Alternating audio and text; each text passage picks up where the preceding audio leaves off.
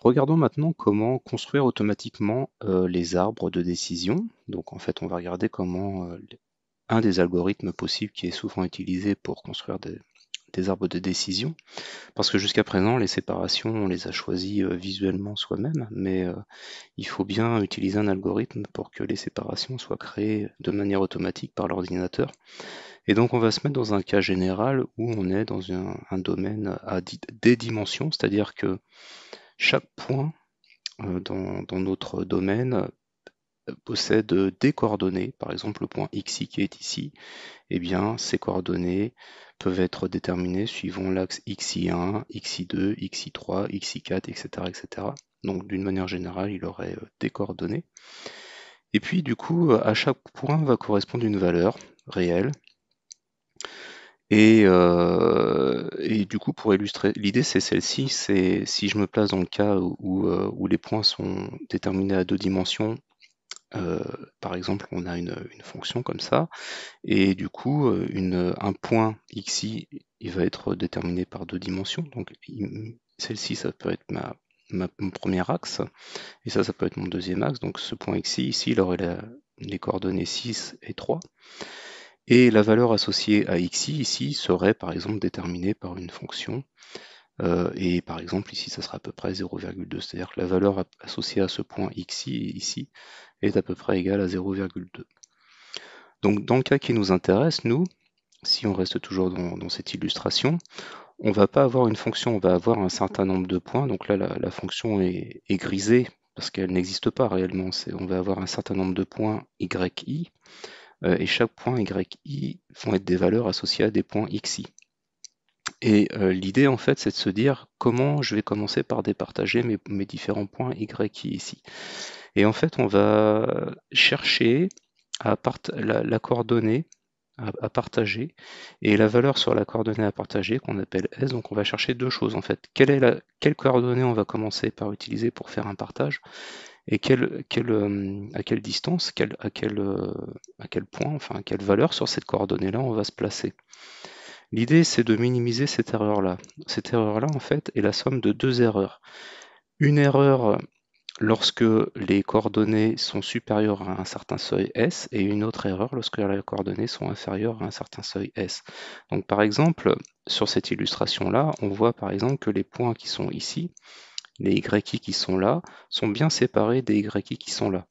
Donc visuellement, l'idée, ça serait de séparer tous ces points-là de ces points-là, parce que la moyenne des erreurs entre les Y qui est ici et la moyenne des erreurs entre les Y qui sont ici peuvent bien être séparés. Donc ça reviendrait en fait à minimiser cette valeur-là. C'est-à-dire que dans ce premier paquet-là, le minimum des Y qui minimise ces valeurs-là, eh bien il serait dans cette région-là.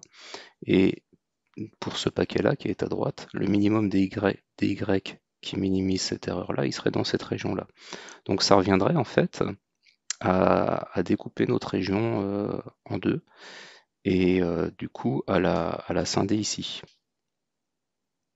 Hop, je suis allé un petit peu trop vite. Voilà, à la scinder ici. Et du coup, comme ça, donc la séparation se ferait sur l'axe, sur cet axe-là. Donc par exemple, ça serait l'axe 1, et à ce seuil-là. Et du coup, on aurait nos deux régions ici. Donc d'un point de vue général, si on fait ce raisonnement-là, eh bien ça revient à choisir un axe et un seuil qui viendrait commencer par scinder nos deux régions. Et donc on aurait deux régions ici.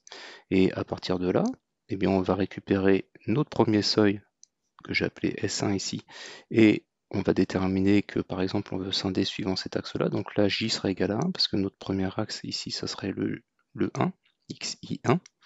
Donc on choisirait ces variables-là pour construire notre première décision. Et puis du coup, ensuite, eh bien, on peut s'intéresser au fait que est-ce que ma coordonnée est supérieure à cette valeur S1 ici. Si ma coordonnée est supérieure à cette valeur S1, eh bien, je vais venir m'interroger sur la région, sur toute cette région qui est ici. Et puis je vais appliquer le même système, je vais rechercher une autre coordonnée et un autre seuil suivant lequel je peux repartager et appliquer cette minimisation d'erreur. Donc en fait, l'erreur qu'on va venir minimiser, c'est la même que l'erreur précédente, sauf que cette fois-ci, Tous les points que je vais étudier, ils vont être restreints à la région R1. Donc je vais regarder uniquement les points XI qui sont dans la région R1. Donc je vais m'intéresser uniquement à minimiser les erreurs sur l'ensemble des points qui sont dans la région R1. Et de cette manière-là, je peux venir scinder ma région encore une fois en deux parties, avec cette fois-ci par exemple, j'utilise la coordonnée numéro 2, donc j'ai j égale 2 et un seuil numéro 2, et du coup comme ça, je vais venir créer une nouvelle région à cet endroit-là, et de cette manière-là, je vais continuer à appliquer mon algorithme, et je vais faire toutes les possibilités.